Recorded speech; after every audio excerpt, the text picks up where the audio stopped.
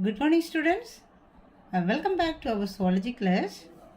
So we are discussing chapter 5, molecular genetics, right?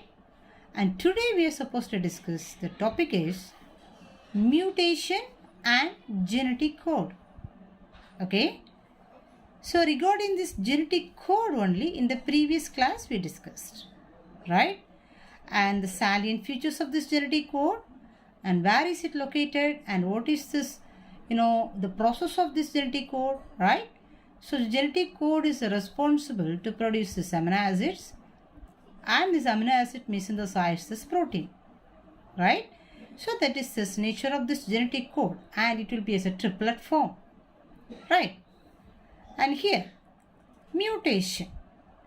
So what is mutation? Of course, we may learn in this lower classes. So mutation in the sense, the sudden changes in this gene is known as mutation, right? And here our title is mutation and genetic code. Here the mutation is going to occur in the genetic codes.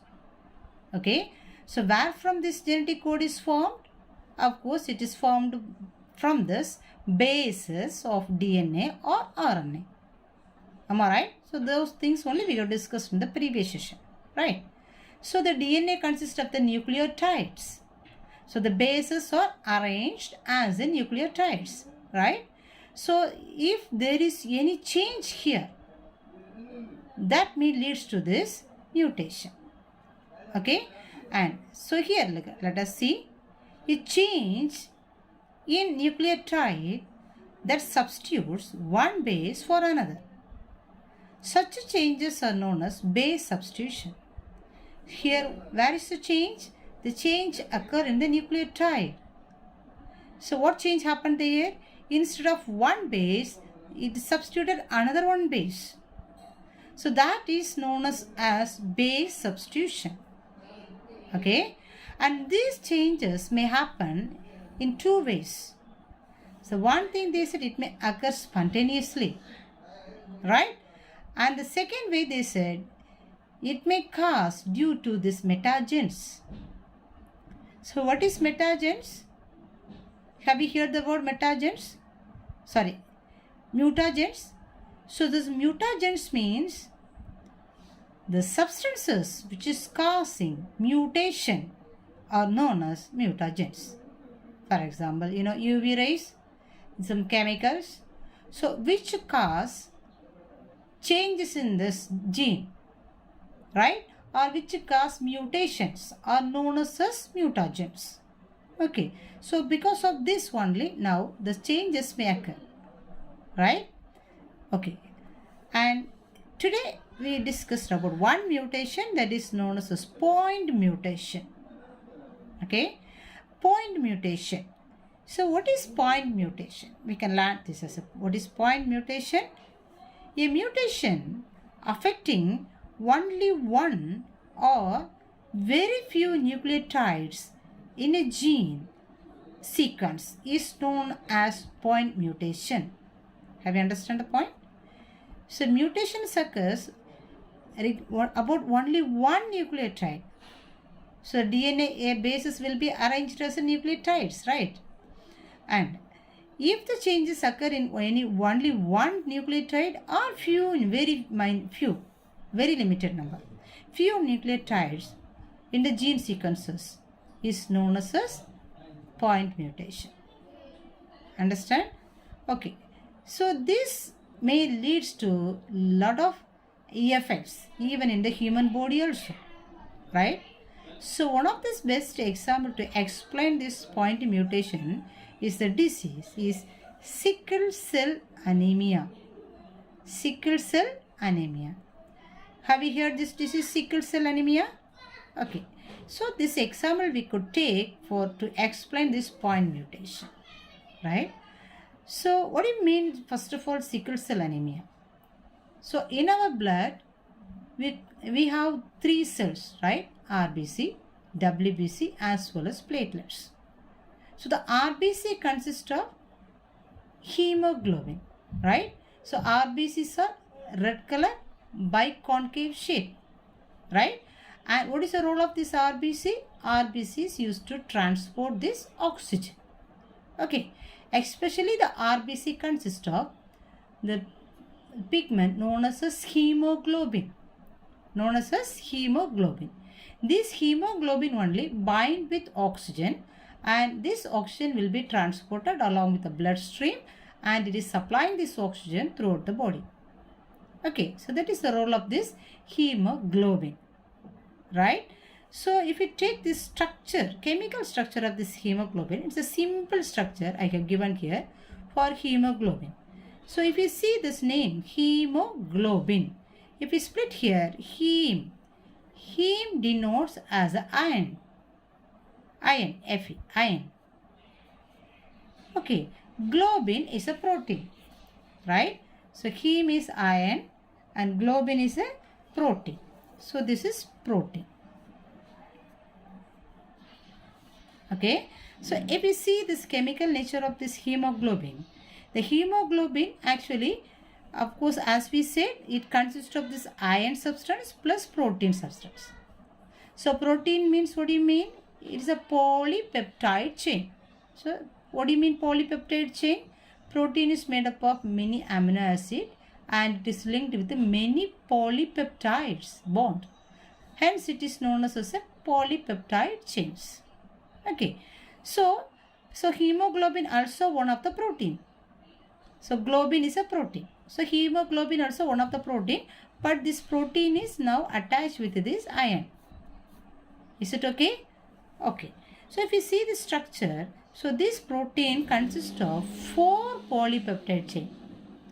So if you see the structure of or the types of protein, we come to know some proteins may consist of the singular chain, or it may as a branched one, maybe will be there, right? So in case of this hemoglobin, it consists of 4 polypeptide chains. It's a protein and it consists of 4 polypeptide chains, right? And the chains are, 2 chains are alpha chain, 2 alpha chain as well as 2 beta chain. Okay, so this is the protein or globin. Okay, globin is a protein. Okay, so 2 alpha chain as well as 2 beta chain. Okay, and each chain is harboring the heme. So iron, Fe, iron. Okay, so this is the nature of this hemoglobin, right? So why they have explained this hemoglobin here?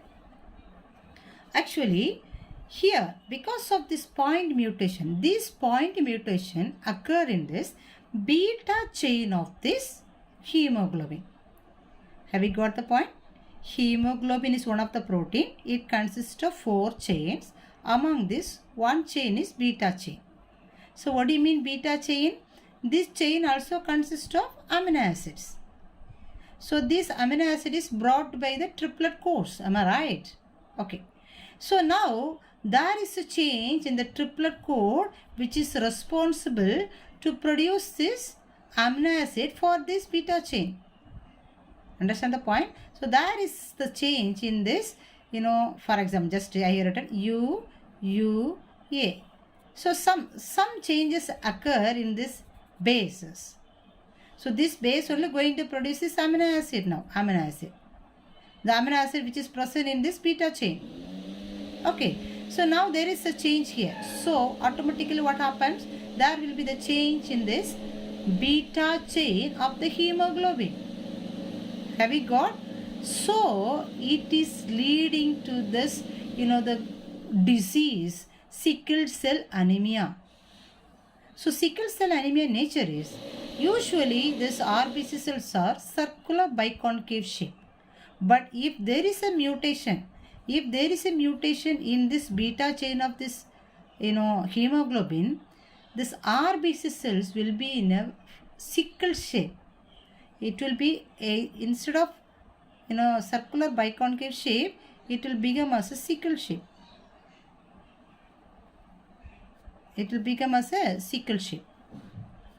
So it is this, because of this shape, it is affecting this oxygen, combination, and it is affecting this oxygen supply to the body. Hence, it is leading to, if there is a demand of oxygen, if there is a lack of oxygen, it may lead to anemia. So, this disease is known as a sickle cell anemia. Understand the point? So, overall, how can we say? So, point mutation, one of the best example we could say it is a sickle cell anemia. Right? Sickle cell anemia is one of the disease. Here, the RBC cells are, sickle shape instead of biconcave shape. How this sickle shape is occurred? Because of this mutation in the beta chain of the hemoglobin. RBC cells consist of the hemoglobin. Hemoglobin consists of the beta chain. Beta chain consists of the amino acid. In that amino acid is produced by this genetic code. So now there is this mutation in the genetic code. Because of that, it is leading to this disease. Understand the point? Okay. Now let us see where is this changes occurred in this disease. As we said, now just I have explained here. Let us see exactly at which place of this beta chain this mutation occur and how it occurs. Fine. So look at this picture for point mutation, DNA point mutation. So this is given in your textbook, page number 73. Right? Okay. So the first chain is given for the DNA strand, and it starts from 5' and it ends with the 3'. And here the genetic codes are given to produce these amino acids. Okay.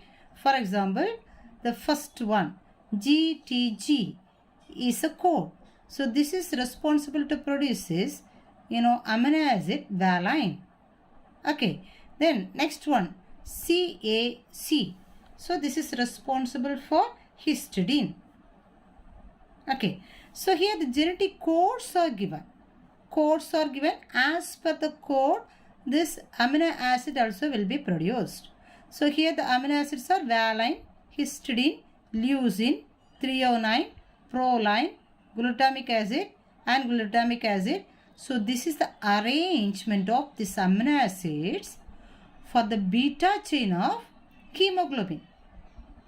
So beta chain is one of the protein, right? So this is the arrangement of these amino acids.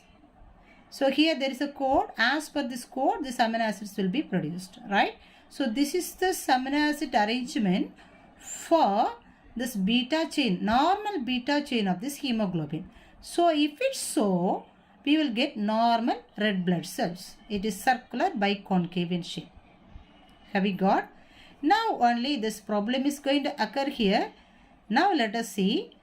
Now the next picture is given for 5' to 3' direction, and here also the first code is valine, then histidine, leucine, threonine, proline, and the next one here actually the next one GAG. Here actually GAG is coding for glutamic acid, right? Glutamic acid. But instead of here, there is only one base, there is a change. So here the change is GTG. So when GTG is formed here, instead of this A, here T is formed because of mutation. So now GTG is the code for valine. GAG is the code for glutamic acid, but GTG is a code for valine. So this code will produce this amino acid valine. Okay. So what happened now? In this arrangement, instead of this glutamic acid, one valine is formed because of the change in only one base. That's what it is known as point mutation. Okay. So only because of this, instead of A, this T, it is producing this, one of the severe, disease that is known as a sickle cell anemia. Here what happened? This is a normal red blood cell, but here it is because of this change, it is leading as sickled red blood cells. So it will become as a sickle shape. So it is affecting this oxygen supply, and of course it is leading to anemic disease. Okay. Then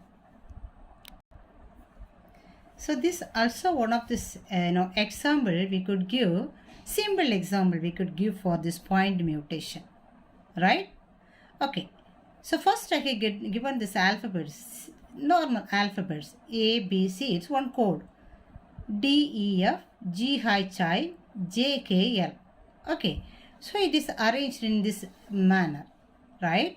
For example, if we are going to alter this genetical arrangement now. How? If we insert one O between this D, E, F and G, H, I. Between these two, we are going to add O now. So, if we add one O, how this genetical arrangement or this triplet code formation totally change. So, if we add one O here, how could we write this genetical arrangement now? The genetic code has to be in the form of A, B, C, D, E, F, O, G, H, I, J, K, then L. Okay, so there is total change here. So as per this, amino acid also will be produced. Okay, then another one.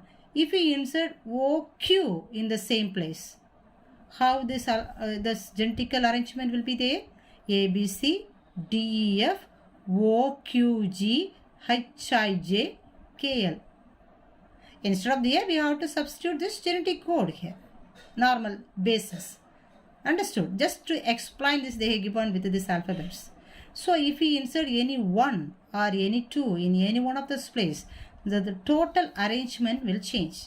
So, the different kinds of these amino acids will be produced, and it is leading to formation of the different protein, and it may lead to the changes phenotypically as well as genotypically. Genotypically means genetical arrangement may change. Phenotypically means, of course, the morphological features also may change. Even because of one point mutation, even if there is one change in this one base also leads to such a vast changes. Have we got? So that is about this gene mutation, right? Okay. So the next topic is regarding this tRNA. Okay, so tRNA already we said it is known as a transfer RNA. So what is the role of this transfer RNA? It is going to transfer the codes from this mRNA to this rRNA, right? So that is the role of this tRNA, right? And let us see this role of this tRNA and its structure. Fine. So this tRNA, we can say this is adapter molecule.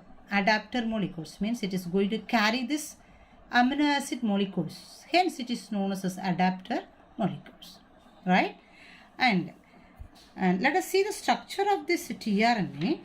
So tRNA, simply they said it is as, if you look at this picture, overall we can say as it's look like a clover leaf. So the structure they said it's look like a clover leaf like structure, or we can say it will look like a inverted L, alphabet L, right? Okay. Then, and it consists of, the structure of this tRNA consists of 3 arms. Can you see? It consists of 3 arms. The arms are D loop, or so listen, it consists of 3 arms we said.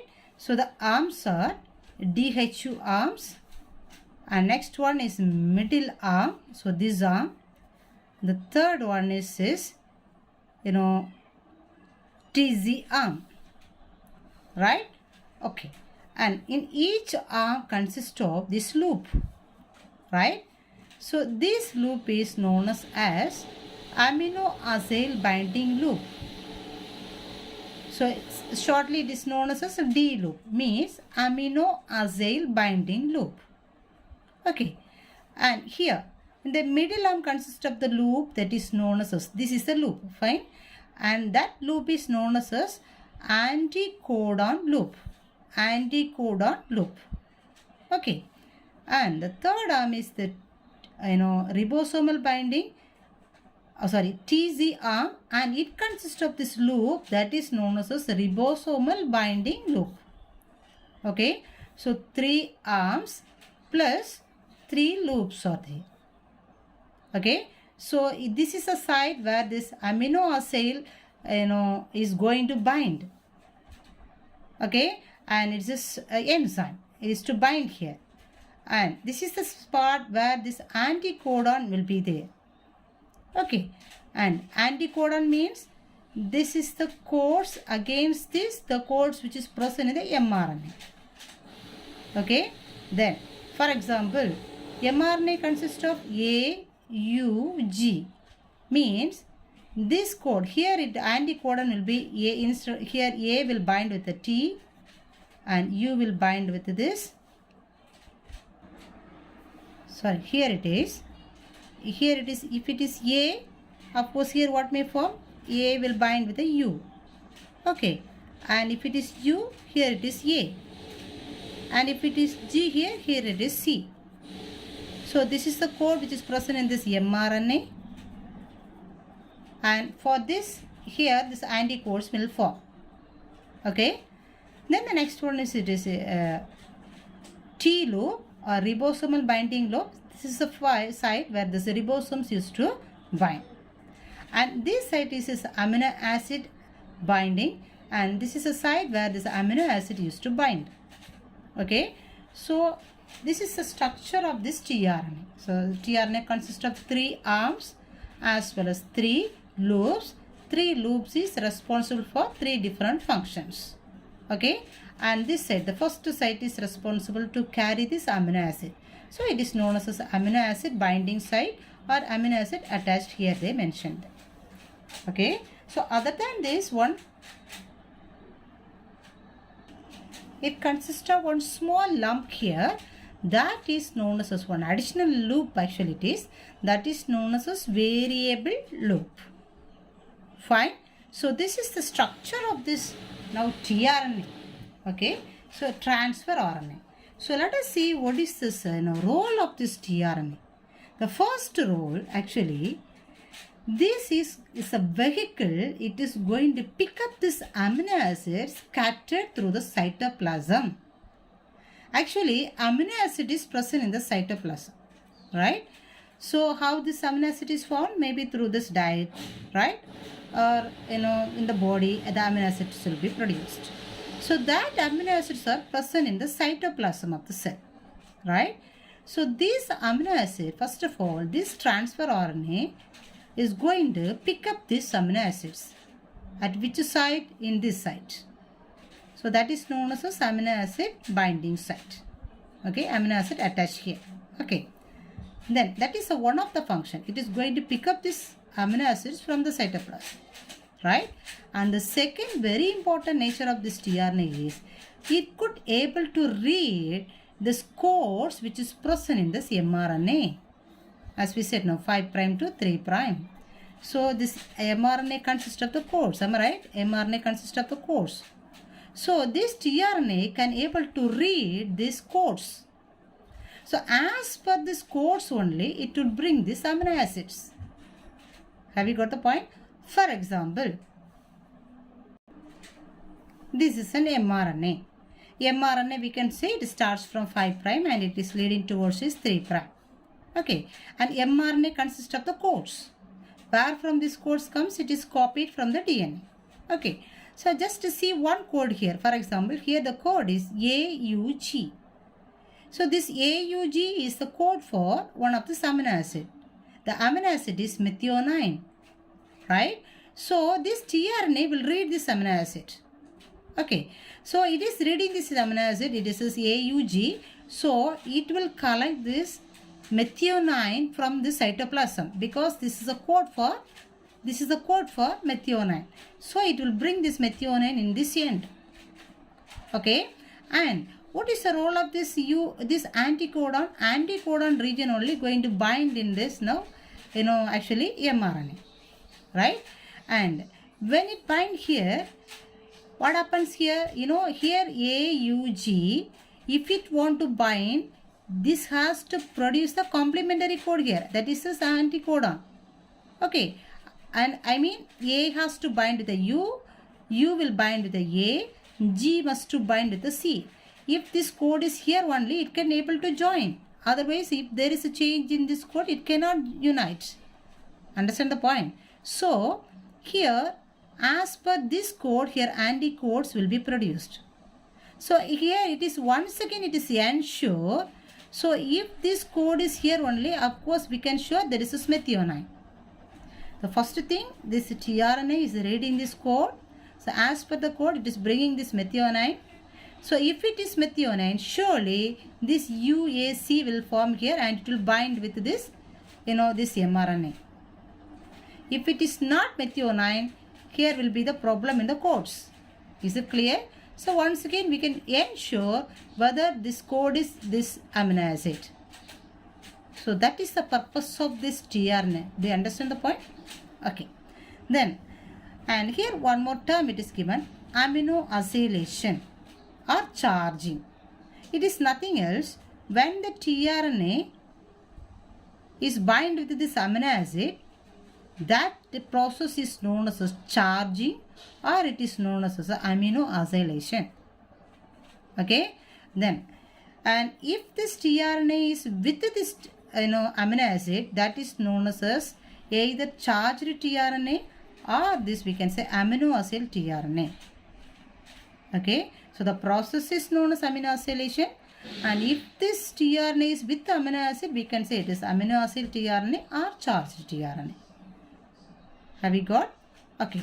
But if it is without this amino acid, we can say of course it is uncharged tRNA. Okay. Then for this purpose, for binding of this amino acid, what enzyme is used, that is known as amino acyl tRNA synthetase. Amino acyl tRNA synthetase is helping for the binding of this amino acid with this tRNA. Okay. Then 20 different amino acyl tRNA synthetase enzymes is available. Why? Because already we said there is 20 different amino acid is available in the cytoplasm. So to pick up this each amino acid, this each unique tRNA will be used. So since 20 different amino acid is present in the cytoplasm, of course 20 different amino acid tRNA synthetase also necessary to bind this amino acid to the tRNA. Understand? So that is about this, tRNA structure and the role of this tRNA. So then if we learn about this translation, we can understand this exactly about what is the role of this tRNA. And when we learn the process of this translation, in this translation region only, mainly this tRNA will be used. Fine. So what is the role? Of course, it is collecting this amino acids from the cytoplasm and it is reading these codons in this mRNA and it will attach with this, mRNA, and during translation process to produce this protein.